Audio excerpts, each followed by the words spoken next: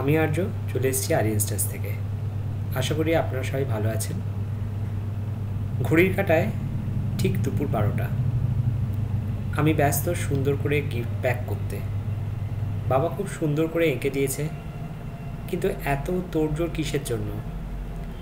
আজ টিনটিনের বাড়ির গৃহপ্রবেশে আমরা যাব। এই ছোট্ট নীল রঙের গাড়িটা টিনটিনের জন্য নিলাম। বাবা খুব সুন্দর করে টিনটিনের জন্য একটা স্কেচও করে দিয়েছে। আজ থেকে মাস দুয়েক আগে আমাদের ইউটিউব ভিডিও এবং ফেসবুক পোস্ট দেখে টিনটিনের পেরেন্ট আরিয়ান স্টাসের সাথে যোগাযোগ করেন ওনাদের স্বপ্নের নীড়কে আরও যাতে রঙিন করে তুলে যায়। টিনটিনের সাথে পরিচয় সেই সময় থেকেই। দাঁড়ান একটু অপেক্ষা করুন, আমি আপনাদের সাথে পরিচয় করিয়ে দিচ্ছি আমাদের ছোট্ট ক্লায়েন্ট টিনটিনের। আমরা চলে এসেছি টিনটিনের বাড়ি।